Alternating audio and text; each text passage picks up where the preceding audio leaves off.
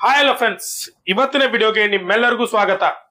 ನೀವೆಲ್ಲರೂ ಈಗಾಗಲೇ ಅಂಚೆ ಇಲಾಖೆಯಿಂದ ಕಾಲ್ಫಾರ್ಮ್ ಆಗಿರುವಂತ ಬ್ರಾಂಚ್ ಪೋಸ್ಟ್ ಮಾಸ್ಟರ್ ಮತ್ತು ಅಸಿಸ್ಟೆಂಟ್ ಬ್ರಾಂಚ್ ಪೋಸ್ಟ್ ಮಾಸ್ಟರ್ಗೆ ಹುದ್ದೆಗಳಿಗೆ ನೀವು ಅಪ್ಲಿಕೇಶನ್ ಈಗಾಗಲೇ ಹಾಕಿರ್ತೀರಾ ಅನ್ಕೋತೀನಿ. ಇಲ್ಲಾಂದ್ರೆ ಅಪ್ಲಿಕೇಶನ್ ಹಾಕ್ಲಿಕ್ಕೆ ಪ್ರಯತ್ನ ಪಡ್ತಾ ಇದ್ರಿ ಅಂತ ಅನ್ಕೋತೀನಿ. ಯಾಕಂದ್ರೆ ಇದೇ 15ರಿಂದ ಅಂದ್ರೆ ಇದೇ ಜುಲೈ 15ರಿಂದ ಅಪ್ಲಿಕೇಶನ್ ಸ್ಟಾರ್ಟ್ ಆಗಿದಾವೆ.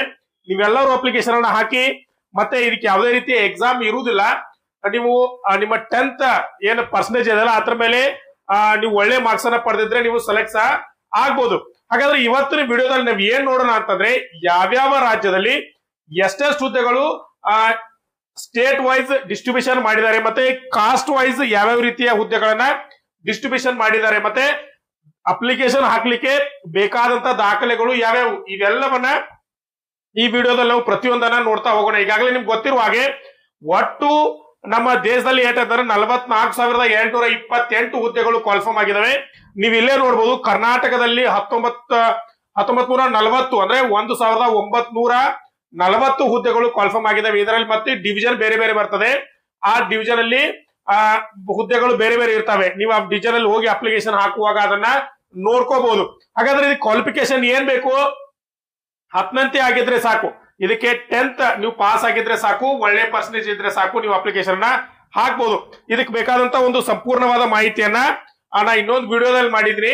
ನಂದು ಇನ್ನೊಂದು ವಿಡಿಯೋ ಇದೆ, ನನ್ನ ಚಾನಲ್ ಅಲ್ಲಿ ಚೆಕ್ ಮಾಡಿ ನೋಡಿ. ಅದರಲ್ಲಿ ಇನ್ನೊಂದು ವಿಡಿಯೋ ಇದೆ, ಅದನ್ನ ನೀವು ನೋಡಿ ಇದ್ರ ಬಗ್ಗೆ ಸಂಪೂರ್ಣವಾದ ಮಾಹಿತಿಯನ್ನ ನೀವು ತಿಳ್ಕೊಳ್ಬಹುದು. ಹಾಗಾದ್ರೆ ವಿಡಿಯೋನ ಟೈಮ್ ವೇಸ್ಟ್ ಮಾಡ್ಲಾರ್ದೆ ಡಿಸ್ಟ್ರಿಕ್ಟ್ ವೈಸ್ ನಾವು ನೋಡ್ತಾ ಹೋಗೋಣ. ಮೊದಲನೇದಾಗಿ ನಾವು ಇಲ್ಲಿ ಕಾಸ್ಟ್ ವೈಸ್ ನೋಡ್ತಾ ಹೋಗೋಣ. ಅಂದ್ರೆ ಯಾವ್ಯಾವ ಕಾಸ್ಟ್ಗೆ ಎಷ್ಟೆಷ್ಟು ಹುದ್ದೆಗಳನ್ನ ಕರೆದಿದ್ದಾರೆ ಇಲ್ಲಿ ನಾವು ನೋಡ್ಬೋದು. ಅನ್ರಿಸರ್ವ್ಡ್ ಗೆ ಅಂದ್ರೆ ಅನ್ರಿಸರ್ವ್ಡ್ ಗೆ 19,862 ಹುದ್ದೆಗಳನ್ನ ಮೀಸಲಿಟ್ಟಿದ್ದಾರೆ. ಅದೇ ರೀತಿ ಒಬಿಸಿಗೆ 8,024 ಹುದ್ದೆಗಳನ್ನ ಮೀಸಲಿಟ್ಟಿದ್ದಾರೆ. ಎಸ್ಸಿಗೆ ಎಷ್ಟಿದ್ದಾರೆ? 5,941 ಹುದ್ದೆಗಳನ್ನ ಎಸ್ಸಿ ಅವರು ಅಪ್ಲಿಕೇಶನ್ ಹಾಕಿ ಪಡೆದುಕೊಳ್ಬಹುದು. ಇನ್ನು ಎಸ್ಟಿ 4,892 ಹುದ್ದೆಗಳು ಎಸ್ಟಿ ಅವರಿಗಿದ್ರೆ, ಇಲ್ಲೇನಿದೆ ಎಕನಾಮಿಕಲಿ ಬ್ಯಾಕ್ವರ್ಡ್ ಕ್ಲಾಸ್ ಅಂತ ಕರೀತಾರೆ, ಅದಕ್ಕೆ 4,333 ಹುದ್ದೆವೆ. PW A 333, PW D B 373, PW D C 348, PW D ಎಷ್ಟಿದೆ ಈ ಸೆಕ್ಷನ್ ಅಲ್ಲಿ ಏನಿದೆ 122 ಹುದ್ದೆಗಳನ್ನ ಕಾಲ್ಫಾರ್ಮ್ ಮಾಡಿದ್ದಾರೆ. ಅಂದ್ರೆ ಒಟ್ಟಾರೆಯಾಗಿ ಎಷ್ಟು ಕಾಲ್ಫಾರ್ಮ್ ಆಗಿದಾವೆ ಅಂತ ನೀವು ಅವಾಗಲೇ ನೋಡಿದಾಗೆ ಒಟ್ಟಾರೆ ದೇಶದಲ್ಲಿ 44,728 ಹುದ್ದೆಗಳು ಕಾಲ್ಫಾರ್ಮ್ ಆಗಿದಾವೆ. ಅದನ್ನ ನಾವು ಕಾಸ್ಟ್ ವೈಸ್ ನೋಡೋದಾತಂದ್ರೆ ಇಷ್ಟೆಲ್ಲಾ ಹುದ್ದೆಗಳು ಕಾಸ್ಟ್ ಅಲ್ಲಿ ಡಿಸ್ಟ್ರಿಬ್ಯೂಷನ್ ಮಾಡ್ತಾ ಹೋಗಿದ್ದಾರೆ ಸ್ನೇಹಿತರೆ. ಹಾಗಾದ್ರೆ ಕರ್ನಾಟಕಕ್ಕೆ ಎಷ್ಟಿದಾವೆ? ಇಲ್ಲಿದೆ 1940 ಹುದ್ದೆಗಳು ಕರ್ನಾಟಕಕ್ಕೆ ಕಾಲ್ಫಾರ್ಮ್ ಆಗಿದೆ. ಹಾಗಾದ್ರೆ ಬೇರೆ ಬೇರೆ ರಾಜ್ಯಗಳಲ್ಲಿ ಎಷ್ಟಿದಾವೆ ನೋಡ್ತಾ ಹೋಗೋಣ. ಅದೇ ರೀತಿ ಅಸ್ಸಾಂಗೆ 894 ಇದಾವೆ, ಡೆಲ್ಲಿ 22 ಇದೆ, ಗುಜರಾತ್ 2,000 ಇದೆ. ನಾವು ದೊಡ್ಡ ನೋಡ್ತಾ ಹೋಗೋಣ. ಇಲ್ಲಿ ಕರ್ನಾಟಕ ಇದೆ ನೋಡಿ ಸ್ನೇಹಿತರೆ, 1940 ಹುದ್ದೆಗಳು ಕಾಲ್ಫಾರ್ಮ್ ಆಗಿದಾವೆ. ಕೇರಳಗೆ 2,433 ಕಾಲ್ಫಾರ್ಮ್ ಆಗಿದಾವೆ. ಅದೇ ರೀತಿ ಬೇರೆ ಬೇರೆ ರಾಜ್ಯಗಳಿಗೆ ಹುದ್ದೆಗಳನ್ನ ಮೀಸಲಿಡ್ತಾ ಹೋಗಿದ್ದಾರೆ. ಅಂದ್ರೆ ಟೋಟಲ್ ಆಗಿ ಎಷ್ಟಿದಾವೆ ಅಂತ 44,828 ಹುದ್ದೆಗಳು ಟೋಟಲ್ ಆಗಿ ಕಾಲ್ಫಾರ್ಮ್ ಆಗಿದಾವೆ. ಇನ್ನು ನೀವು ಬೇಕಾದ್ರೆ ಟೈಮ್ ಇದ್ರೆ ನೋಡ್ಕೋಬಹುದು ಯಾವ್ಯಾವ ರೀತಿಯಲ್ಲಿ ಇದಾವೆ ಅಂತಂದ್ರೆ ನೀವು ಪ್ರತಿಯೊಂದನ್ನ ಚೆಕ್ ಮಾಡ್ತಾ ಹೋಗ್ಬೋದು. ಪಂಜಾಬ್ ಇದೆ, ಹರಿಯಾಣ ಇದೆ, ಕೇರಳ ಇದೆ, ತಮಿಳುನಾಡು ಇದೆ, ಮಹಾರಾಷ್ಟ್ರ ಇದೆ.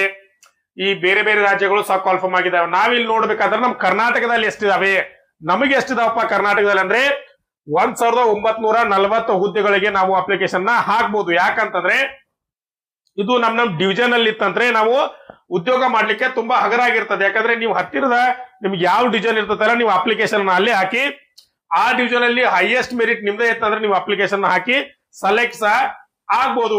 ಹಾಗಾದ್ರೆ ಈ ಅಪ್ಲಿಕೇಶನ್ ಹಾಕ್ಲಿಕ್ಕೆ ಬೇಕಾದಂತ ದಾಖಲಾತಿಗಳು ಯಾವ್ಯಾವಪ್ಪ ಅಂದ್ರೆ ಫಸ್ಟ್ ಇಲ್ಲೇ ಕೊಟ್ಟಿದ್ದೆ ನೋಡಿ, 10ನೇ ತರಗತಿ ಅಂಕಪಟ್ಟಿ ಬೇಕು ನಿಮಗೆ. 10ನೇ ತರಗತಿ ಅಂಕಪಟ್ಟಿ ಇರಬೇಕು. ನೀವು ಕಾಸ್ಟ್ ಅಲ್ಲಿ ಹಾಕಿದ್ರೆ ನಿಮಗೆ ಜಾತಿ ಪ್ರಮಾಣ ಪತ್ರ ಬೇಕು, ಆಧಾರ್ ಕಾರ್ಡ್ ಇರಬೇಕು, ಫೋಟೋ ಮತ್ತು ಸಹಿ ಇರಬೇಕು, ಮೊಬೈಲ್ ನಂಬರ್ ಇರಬೇಕು ಮತ್ತು ಇಮೇಲ್ ಐಡಿ ಇರಬೇಕು. ಇದರ ನಂತರ ಇನ್ನೊಂದು ಡಾಕ್ಯುಮೆಂಟ್ಸ್ ಬೇಕಂತಂದ್ರೆ ಇದು ಕಂಪ್ಯೂಟರ್ ಸರ್ಟಿಫಿಕೇಟ್ ನಿಮಗೆ ಬೇಕೇ ಬೇಕು. ಈ ಅಪ್ಲಿಕೇಶನ್ ಹಾಕುವಾಗ ಕೇಳುದಿಲ್ಲ, ಆದ್ರೆ ನೀವು ನಾಳೆ ಡಾಕ್ಯುಮೆಂಟ್ ವೆರಿಫಿಕೇಶನ್ ಆಗಿ ಹೋಗ್ತಿರಲ್ಲ, ನೀವು ಸೆಲೆಕ್ಟ್ ಆದ್ರೆ ಅಂದ್ರೆ ಡಾಕ್ಯುಮೆಂಟ್ ವೆರಿಫಿಕೇಶನ್ ಅಲ್ಲಿ ಕಂಪ್ಯೂಟರ್ ನಾಲೆಜ್ ಅನ್ನ ಕೇಳ್ತಾರೆ. ಒಂದು ಕಂಪ್ಯೂಟರ್ ಸರ್ಟಿಫಿಕೇಟ್ ಇದ್ರೆ ತುಂಬಾ ಒಳ್ಳೆಯದು. ಯಾಕೆ ಕಂಪ್ಯೂಟರ್ ಸರ್ಟಿಫಿಕೇಟ್ ಇದ್ರೆ ತಗೊಂಡ್ ಹೋಗಿ ನೀವು ಅಪ್ಲಿಕೇಶನ್ ಹಾಕಿ ಸೆಲೆಕ್ಟ್ ಆಗ್ಬೋದು. ಇದ್ರ ಬಗ್ಗೆ ಇನ್ನೊಂದು ವಿಡಿಯೋ ಇದೆ ನನ್ನ ಚಾನಲ್ ಅಲ್ಲಿ, ಅಂದ್ರೆ ಸಂಪೂರ್ಣವಾದ ಮಾಹಿತಿಯನ್ನ ನನ್ನ ಚಾನಲ್ ಅಲ್ಲಿ ಕೊಟ್ಟಿದ್ದೀನಿ. ಅಂದ್ರೆ ಯಾರ್ಯಾರಿಗೆ ಎಷ್ಟೆಷ್ಟು ಏಜ್ ರಿಲ್ಯಾಕ್ಸೇಷನ್ ಇದೆ, ಯಾವ ಏಜ್ ಇಂದ ಯಾವ ಏಜ್ ಅಪ್ಲಿಕೇಶನ್ ಹಾಕ್ಬೋದು, ಮತ್ತೆ ಎಕ್ಸಾಮ್ ಫೀಸ್ ಏನಿದೆ, ಮತ್ತೆ ಸ್ಯಾಲರಿ ಸ್ಲ್ಯಾಬ್ ಎಷ್ಟಿದೆ, ಎಷ್ಟು ಪಗಾರ ಕೊಡ್ತಾರೆ, ಈ ಪ್ರತಿಯೊಂದು ಮಾಹಿತಿಯನ್ನ ನನ್ನ ಇನ್ನೊಂದು ಸಂಪೂರ್ಣವಾದ ವಿಡಿಯೋ ಇದೆ, ಅದನ್ನ ನೋಡಿ ಚೆಕ್ ಮಾಡಿ, ಅದನ್ನ ನೋಡಿ ತಿಳ್ಕೊಳ್ಳಿ.